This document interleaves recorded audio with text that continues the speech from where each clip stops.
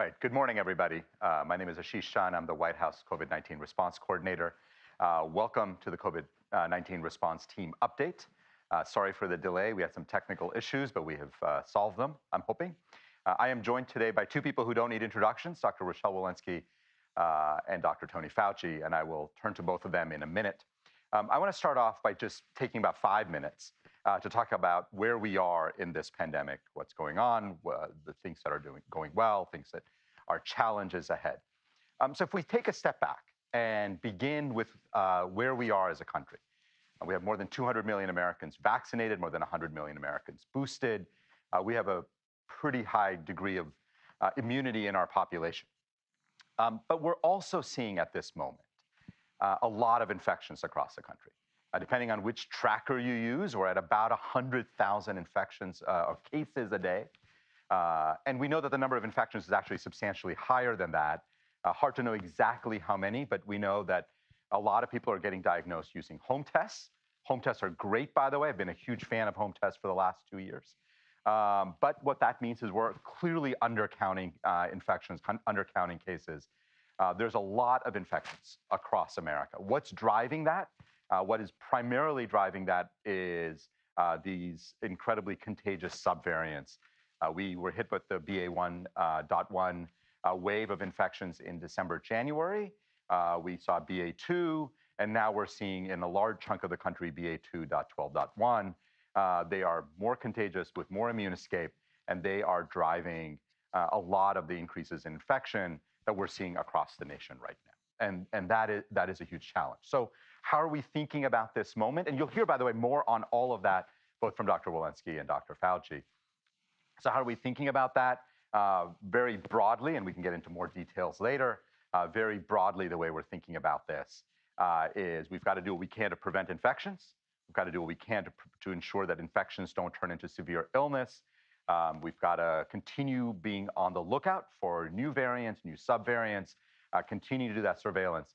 And then last, but certainly not least, is we've got to take a very much a global footing, a global strategy, because we know that there is no only domestic-only strategy to a global pandemic, and that means remaining deeply globally engaged and doing what we can. We've done an extraordinary job of acquiring vaccines and making sure they're widely available for the world. We've now got to continue that work by making sure that we're getting vaccines into people's arms. All right, so I want to talk about two major things, two recent developments that have happened over the last few weeks.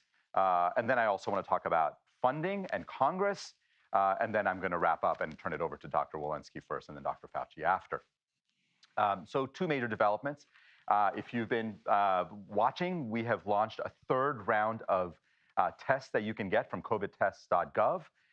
What's that about? Why are we doing that? We're doing that because the administration has put in a lot of work and resources that we had from ARP to acquire tests and make sure we had adequate number of tests.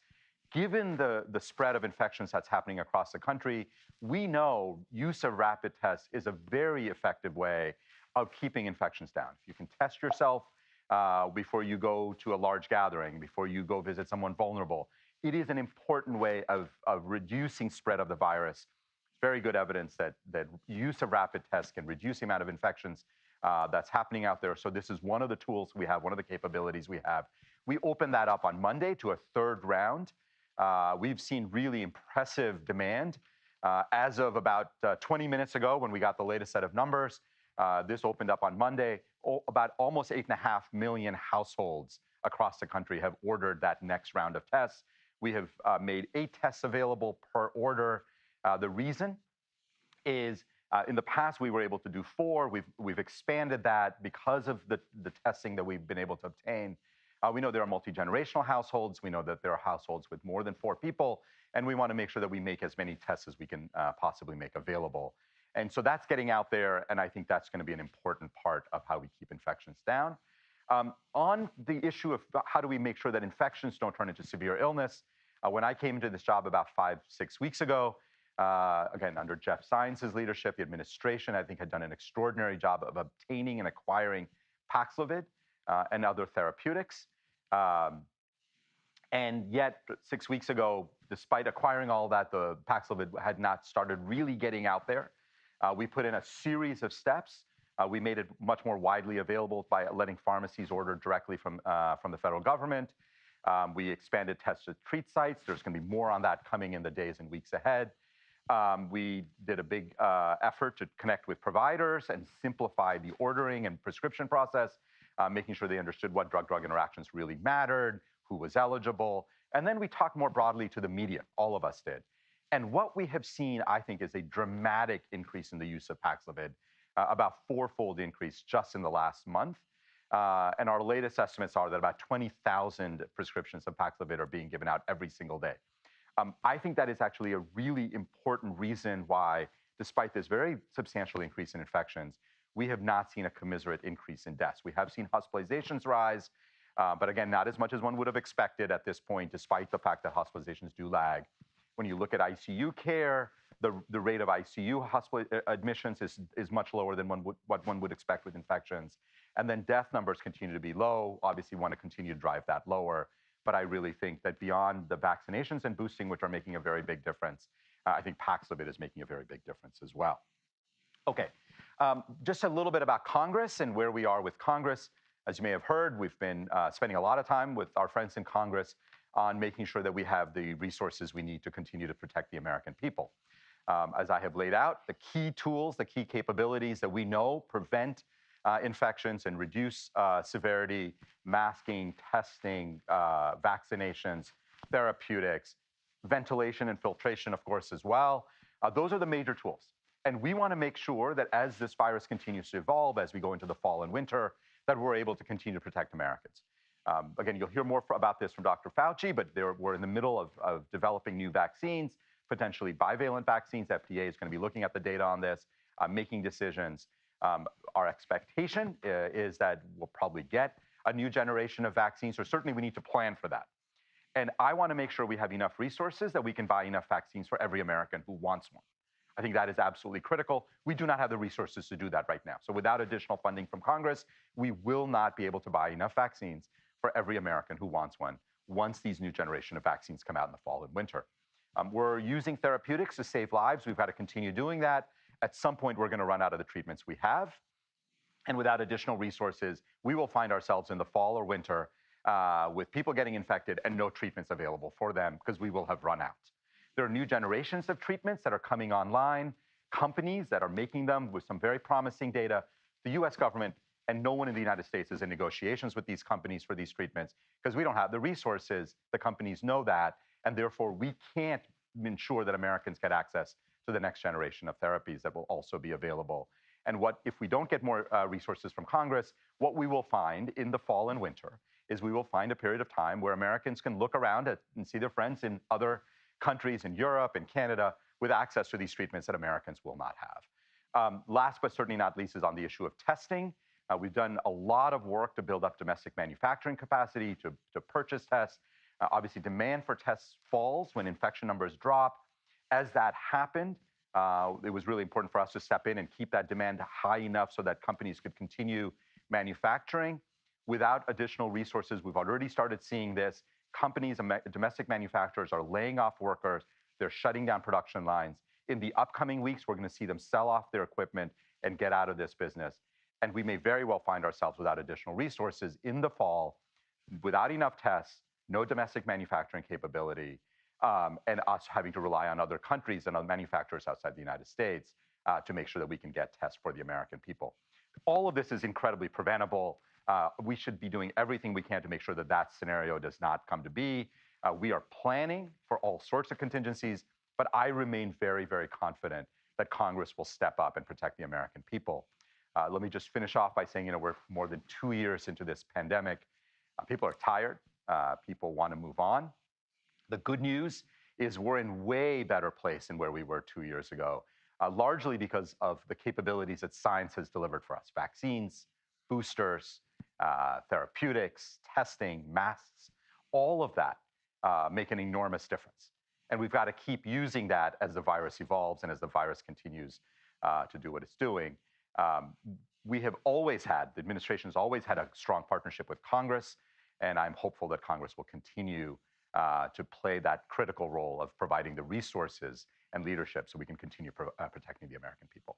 All right, I'm going to stop. I'm going to turn it over to Dr. Rochelle Walensky, our CDC director, for her comments. Dr. Walensky, over to you. Thank you so much, Dr. John. Good morning, everyone. It's great to be back with all of you again. As always, I'm going to start again with the overview of the data.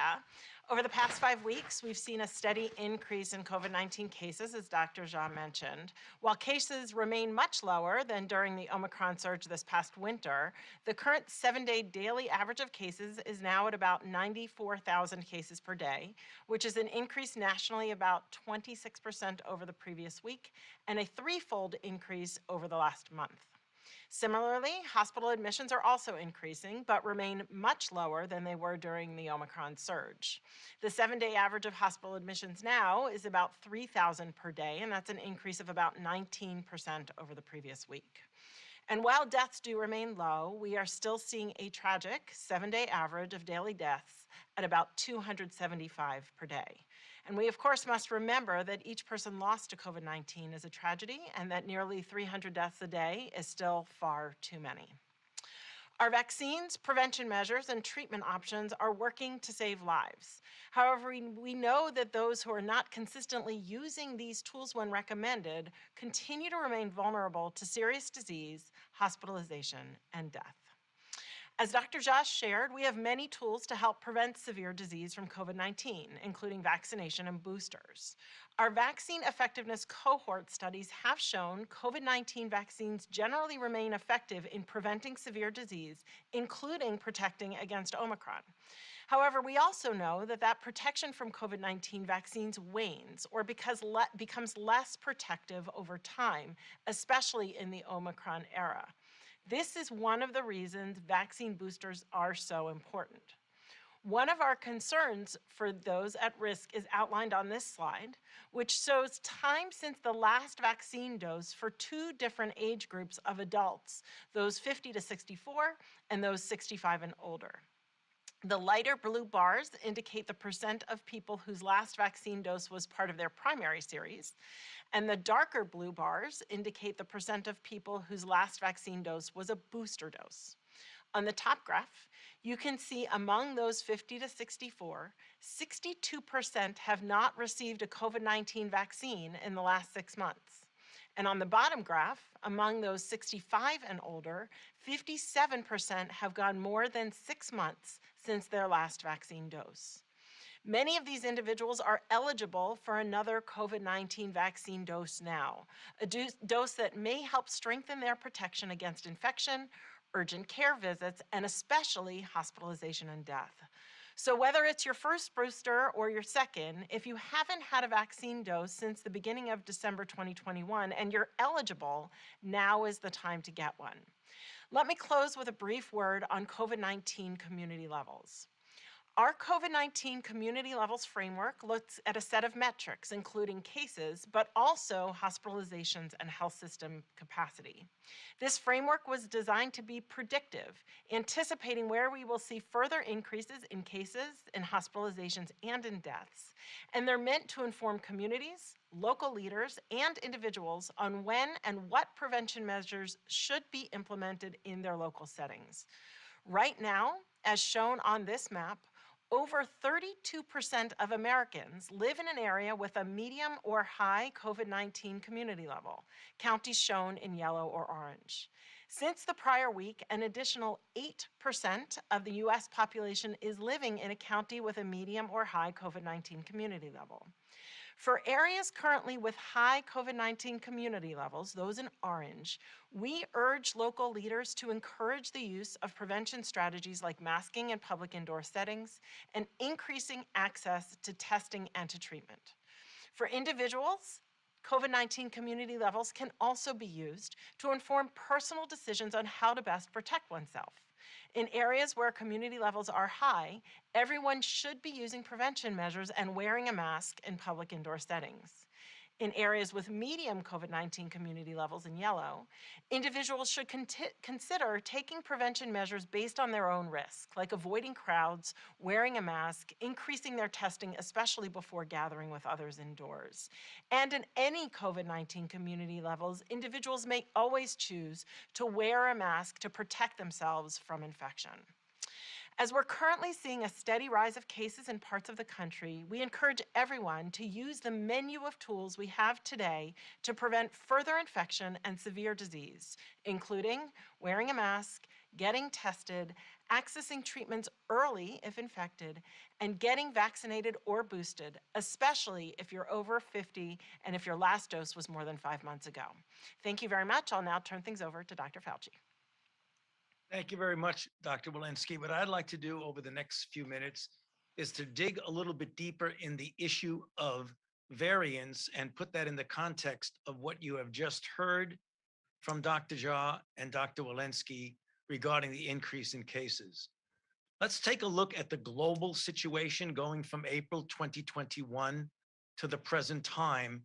And as you can see, going from left to right, we've had the evolution over time of different variants that have progressively dominated the situation globally as determined by the sequencing of various isolates throughout the world. And as you could see, we went from a group of alpha, beta, gamma early on, overtaken completely by Delta, and most recently, over the last 6 months, 5 to 6 months, we've seen Omicron dominate. How does that spell out with regard to the different waves that we have seen in the United States? Next slide.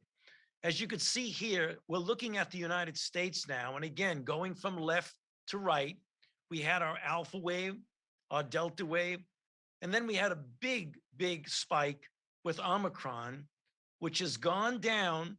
And now over the last several weeks, as you've heard from both Dr. Jha and Dr. Walensky, we're seeing increases in cases. How does that really relate to the evolution of these variants? Next slide. Right now, going with the United States as an example, again, the data are really very clear and really somewhat fascinating. If you go from the left to the right, you see in the Omicron era, when we had BA1 in the orange, gradually over time, over a period of months, it got taken over by BA 1.1 and BA2, which is the purple that got larger and larger until around April, the beginning of April, the end of March, we started to see the very dark purple, which was the BA 2.12.1.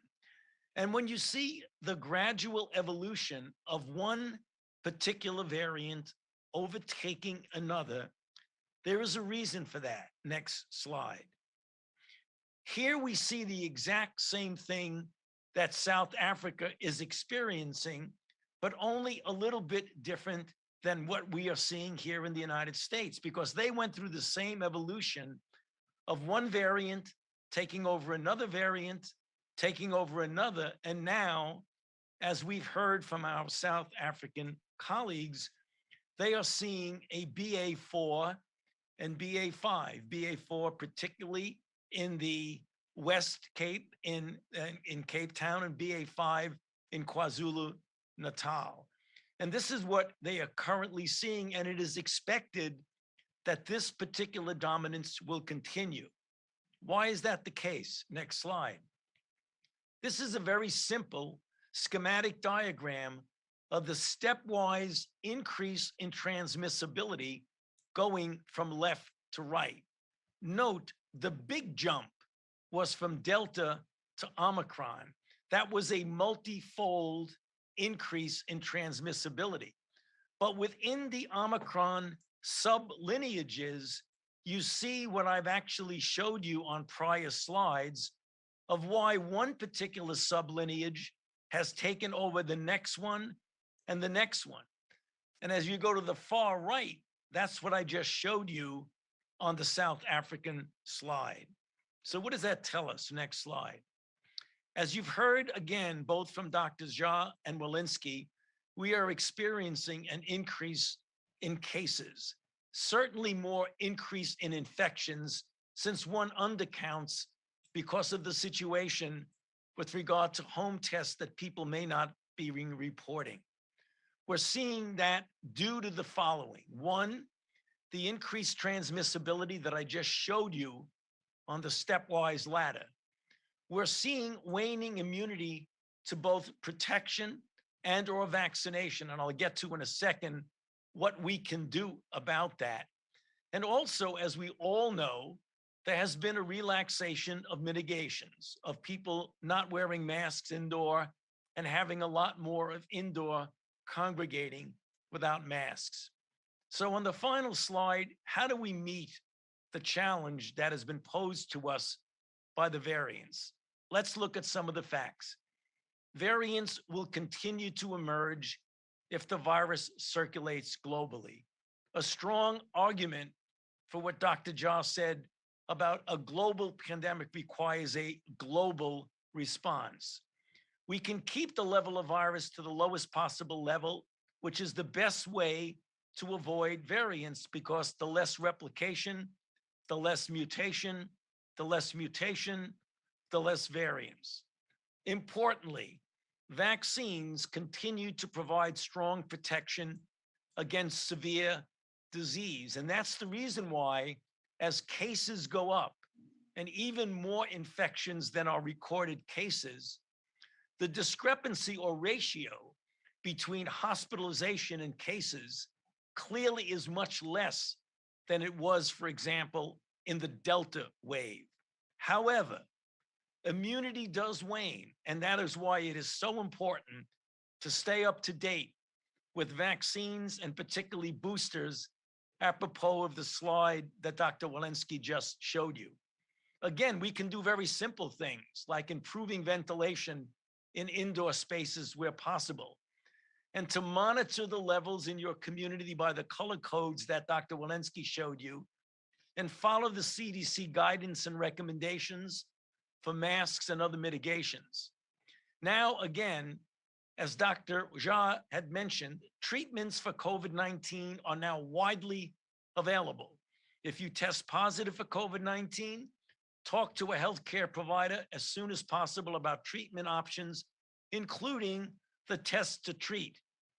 And finally, we do need more resources, as all of us have said over and over.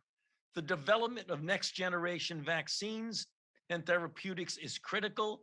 And in order to do that, we need the resources that we've been asking for. I'll stop there and back to you, Dr. Jha.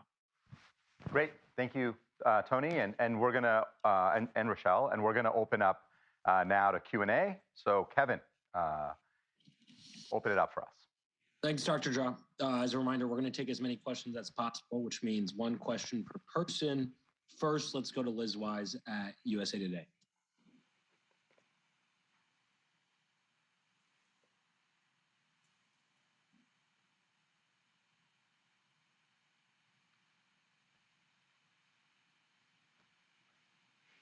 I don't know if Liz is asking a question. We don't hear anything. Sorry about that. I unmuted on my computer. Sorry about that. Thanks for taking my question.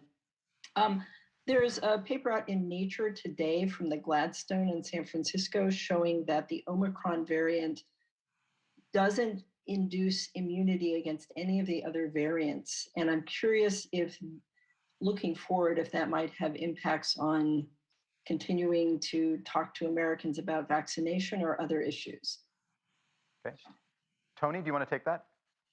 Yeah, I have not seen that paper since I was doing other things this morning, but I'll be looking at that very carefully. Yeah, I mean, obviously, we are seeing even before that paper that Omicron itself, when you get infected, does not have the broader coverage of the other variants, such as Delta and Alpha and Beta, which is the reason why one has to be very careful. And we're doing those studies about what the next boost should be. Should it be a bivalent that includes an Omicron variant together, for example, either with a wild type or perhaps one of the other variants? So we're aware of that phenomenon. I haven't seen that particular paper, but that's exactly the reason why we're doing studies right now to determine what the best boost would be as we get into the fall and early winter. All right. Next question, let's go to Meg Terrell at CNBC.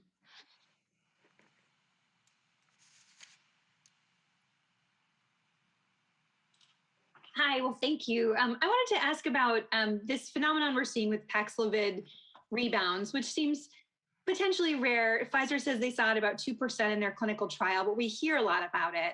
And, when people are testing positive again at day 10, I'm wondering, do you think there needs to be some federal guidance about isolation at that point, given that if people are testing positive again, they could potentially be contagious? How are you guys looking at this? Yeah, so let me start maybe, and then I'll turn it over to Rochelle to see if she has any further thoughts on, or Tony. But let me start by saying, Meg, you're absolutely right that the clinical trial showed about 2% in the Paxlovid group and about 1.5% in the placebo group. But that was with Delta. And so the question is this more common with Omicron? We're actually doing a lot of work right now to try to sort that out. We're talking to health systems, getting real world experience data. But if you think about it, if you have 20,000 people getting Paxlovid every day, that would mean that even if it was only still 2%, that would mean 400 people are having rebound every day. So it is hard to know exactly how often it happens. I think the key points, or a couple of key points that are really important. One is that the people who have that rebound are not getting particularly sick, are not ending up in the hospital. If the goal of this treatment, which it was to prevent hospitalizations and deaths, it is doing that incredibly well. So the rebound issue is something we're looking at very carefully. But I think but it is not leading to people getting particularly sick. On the issue of whether those people are contagious, how we should be advising them, let me see if Rochelle or Tony have any thoughts on that. Rochelle, to you first. Yeah, maybe I'll just add that we've always said in our CDC recommendations that if you have symptoms that you should put your mask on. So we would say if your symptoms recrudesce that we would recommend putting your mask back on. And Tony, any thoughts on that? No, actually not. Just confirming what Rochelle just mentioned. Great. Let's go to Tamara Keith at NPR. Thank you. On the Paxlovid rebound question, are you also looking into whether there should be a longer course of Paxlovid instead of the 5 days, maybe 10 days? And I'm just going to sneak in a point of personal privilege. What's up with the under 5 vaccines? It just doesn't seem like there's much urgency out there, and that's a large population. Tony, you want to start us off with the 5 versus 10 days and your thoughts and what we know? Yeah, exactly. In fact, we're in active discussion about studies that we might do here at the NIH with our own study capabilities, as well as with the people from Pfizer. In fact, we've been in rather direct communication with them, and we'll continue that about what the best study to do to determine whether or not we need a longer course or not. So that's imminent. We're going to be not only talking about that, we're going to be planning what studies we're going to be doing relatively soon. Within the next few days, we're going to meet. And on the under 5, I'll just say that I think there is actually quite a bit of urgency. The FDA now has I think they have all the data for Moderna, and they're going through it right now. And so that continues. And I have, we've been hearing from our colleagues at FDA that evaluation is moving as quickly as possible. I want to remind folks, because often people bring up, well, with some of the other pediatric vaccines, the time from submission to authorization was a little bit shorter. This is the first pediatric vaccine that Moderna has submitted all of its data for. And so there's a lot of data here that FDA is going through. I think we all feel the sense of urgency. We want to get this done as quickly as possible, but I think we also all agree we want to get it done right. And I remain very confident, based on the conversations I've had, that as soon as the FDA feels like they've got the data analyzed, and as soon as it meets their standards, they're going to make a determination.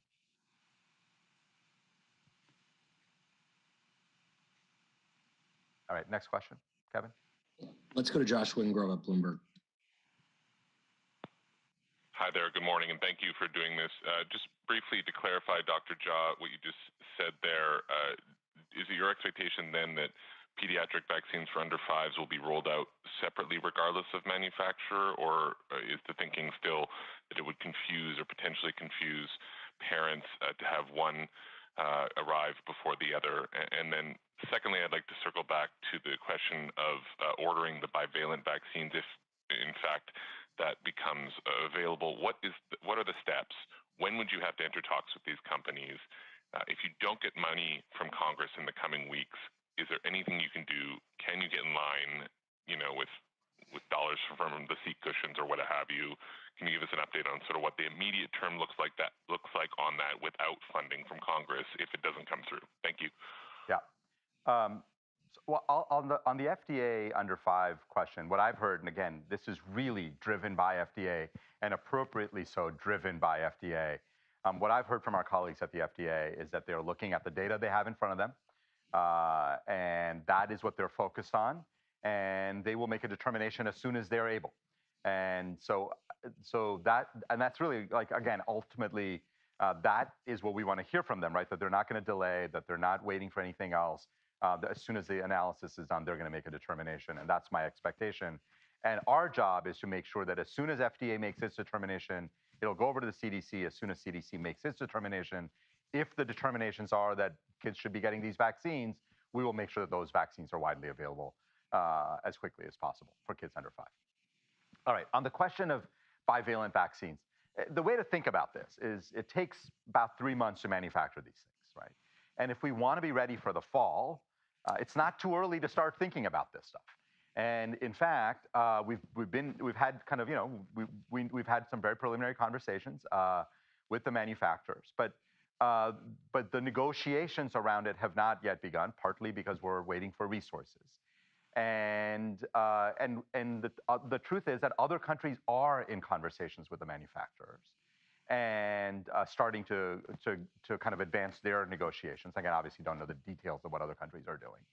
And so my take is every day we wait, every week we wait, we just fall a little further behind in line. We are very committed to finding enough resources, and that means we're looking across all of the other programs we have, the monies we have for other things, and asking where can we pull some dollars to at least be able to get some vaccines for the fall and winter. I think if Congress abdicates its responsibilities, it is not acceptable for us in the administration to go into the fall and winter with 0 vaccines. I'm confident we'll find money to be able to get some Americans vaccinated, maybe just the highest risk, we don't know.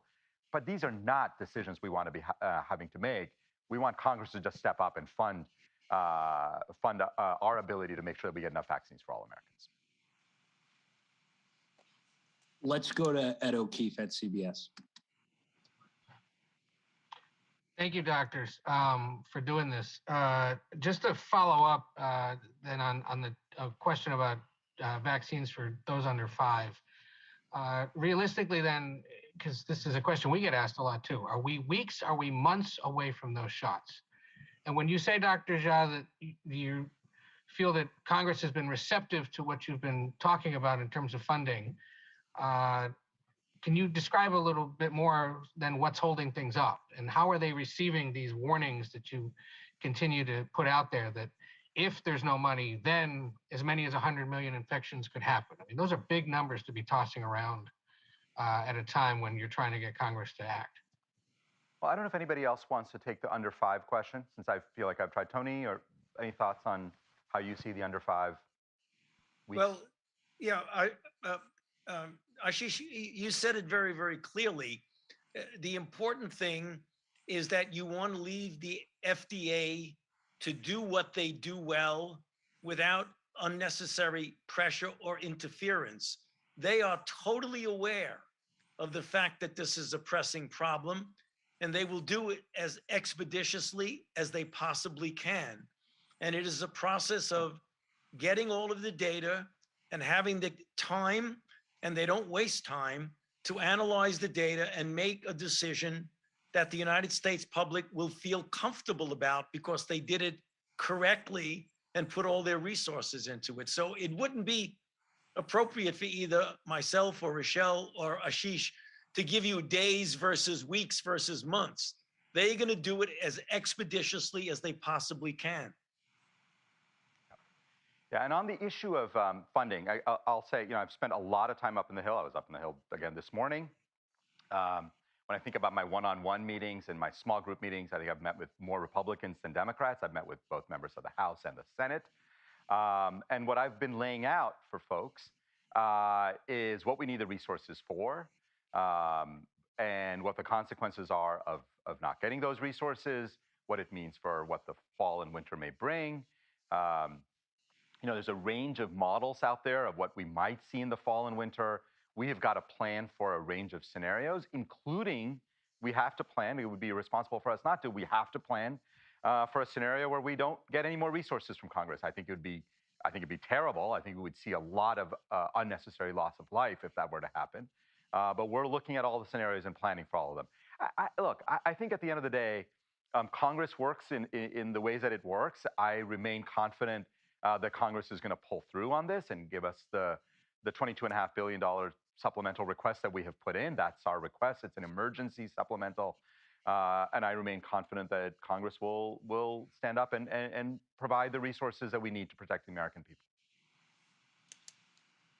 All right, we're going to get through as many questions as possible. One question per person. Let's go to Zeke Miller. Thank you all for doing this. Do you expect the current uptick in Omicron-related cases to continue as we hit the summer and the busy travel months ahead? Should people begin reconsidering any plans that they have? Should they, pack masks given the uncertain situation? And then, particularly heading into the fall and winter, Dr. Jha, you mentioned you're planning for a range of scenarios and it can lead to unnecessary loss of life. Is there a number that you can put in a range of how many unnecessary deaths there could be without the resources that you say you need in order to fight the virus? All right, I will see if Tony or Rochelle. Rochelle, any thoughts on kind of the summer and expectations and people should be packing masks or not? Yeah, maybe I'll just sort of point back to our COVID-19 community levels map, which demonstrates right now some areas of increased infection and hospitalization in the Northeast, in the Eastern Corridor, as well as in the upper Midwest. But what we've seen with prior increases in infections in different waves of infection have demonstrated that this travels across the country and has the potential to travel across the country. So I think the important thing to recognize is that we actually have the tools to prevent it. And so we would ask you to wisely use these tools to we've always said, put your mask aside when infection rates are low and pick it up again when infection rates are higher. We know that we have vaccines and boosters. We know we have treatments. We know that people can use tests before they gather so that they can work towards making sure that you have an environment that is a safer environment. And so we would ask people to engage in all of the activities that they want to engage in, but to do so wisely. Do so when you're up to date with your vaccines, when you've tested before you gather, and if you have a high risk of infection in your area, to put on that mask before you gather. And I think, Zeke, you asked about estimates. Look, it's hard to make precise estimates about what's going to happen in the fall and winter. And right now, what we've been doing, because we've got to do scenario planning, is we've been talking to modelers. We've been looking at internal models. Most modelers don't have models that go as far out as November, December, January. We expect those models to start coming out over the summer. So we've been trying to get some preliminary data because from a policy point of view, we can't go into September without having a sense of what the fall and winter will bring. And the estimates right now are large. I mean, sort of are wide. And if you think about it, what's driving those estimates is how much immunity, for instance, did BA1.1, the big wave we saw, how much did that actually generate? If it generated a lot of population immunity, then we're going to see fewer infections into the summer, fall, and winter. If it generated only a modest amount of immunity, we're going to see more infections. What will happen with mitigation? Are we going to put in any more mitigation, or will mitigation remain relatively low? There's a bunch of factors that will drive what happens. I also think, are we going to have a new generation of vaccines that we're going to be able to deliver for the American people? That will make a big difference in the fall and winter. If we have no new generation of vaccines or very few, or only for the highest risk individuals, that will also make a difference. So there's a lot of factors here. We're trying to scenario plan across all of them. We're not trying to get into the prediction business.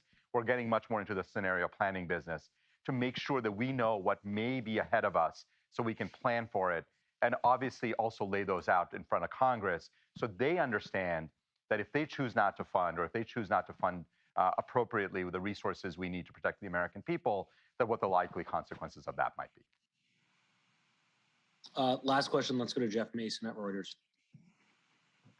Thanks very much. My question is sort of a broad one about eligibility for both the treatments and for the vaccines. Dr. Jha, you mentioned talking to doctors and the fact that Paxlovid is available for a lot of people, but at least anecdotally, a lot of doctors are telling folks that they're not eligible for it. Is that a disconnect between the administration and doctors not knowing, or is the supply maybe not as great as you are suggesting? And then broadly also on vaccines, Dr. Walensky, you mentioned the fact that if people are eligible, they should be getting that next boost. What about people who are under 50? There are lots of people, certainly in that age group, who are getting Omicron again, who would like to take another vaccine or a booster. Will the eligibility open up for them as well? All right, so let me start by talking about treatments, and then maybe I'll turn it over to Rochelle for thinking about vaccines and eligibility. Jeff, the way I think about this is, and as I said earlier, when we first got authorization for Paxlovid, we had very, very limited supply. So the messaging was keep it for the highest risk people, right? And that kind of messaging and kind of almost a scarcity mindset tends to set in, and it takes a lot of effort to get people to shift. And usually, under normal circumstances, it would take years to get doctors to change their practice patterns in substantial ways. But we don't have years for this. So we have been going, I think, pretty clearly and pretty strong on helping doctors understand that actually the range of people who are eligible is quite broad. And it's not my definition, it's the EUA of the FDA. If you look at the emergency use authorization, they say anybody who's at increased risk of severe disease, and then they actually point to a CDC document. If you go to that CDC document, it's a very broad range of people. And so my general advice has been, we got to follow the EUA. You should be relatively permissive about this. You should not get excessively restrictive. We have plenty of supply right now. We're not trying to, prevent Americans from getting them. In fact, the opposite. We're trying to make sure that everybody who's eligible, which is a large proportion of the population, and whether the supply is adequate or not, what we're doing is we're tracking very closely ordering. We're making sure that if there's any municipality or any local district or any pharmacy that feels like they want more, we'll make sure they get more. But we're making sure that the supplies are adequate. We have substantially increased at more than 30,000 sites now across the country. And we're not done, by the way. This has been 4 weeks of work. We're going to keep going, adding more test to treat sites, adding more opportunities. So it's just about messaging. It's about clarity. It's about making sure people understand who's eligible, and then making sure that as people get eligibility or are eligible, get the prescription, that it's available very, very widely. Rochelle, to you on the vaccine question. Great, thanks, Ashish. So, what we do know about these vaccines is they work well to prevent severe disease. They work very well to prevent severe disease if you're up to date. We do know that, as I showed in the graph, that there are many people who are eligible for a fourth dose and even for a third dose have not yet received them. So for those over 50, those are the people who are most at risk of severe disease, and we really do want them to go ahead and get that third or fourth dose if they haven't gotten either. To prevent severe disease. For those under the age of 50, there are still quite a few people out there who have not gotten their third dose, and we know that third dose is really important, especially against Omicron. So we would encourage those people to get their third dose. With regard to a fourth dose for those under the age of 50, that is going to require action from the FDA, and we're in conversations there as well. All right. So I think, Kevin, I think we're done with Q&A. So let me just wrap up here by saying thank you all for joining us. This is my first COVID press briefing since I took on this role from Jeff Zients. And what I want to do is two things. First of all, we've both, Tony and I know Rochelle as well, been out there in the media talking. I think, Tony, I counted between you and me, we've done 50 media appearances in the last 5 weeks. So we've been out there, but we want to do more of these briefings. And so we will continue, I commit to continue to do these briefings on an ongoing basis. Obviously, when there's major news, we'll do it. Otherwise, we'll make sure that we do it on a regular basis so that we continue sharing information with people. Thank you all for joining us, and I look forward to seeing all of you again the next time we get a chance to get together. Thank you.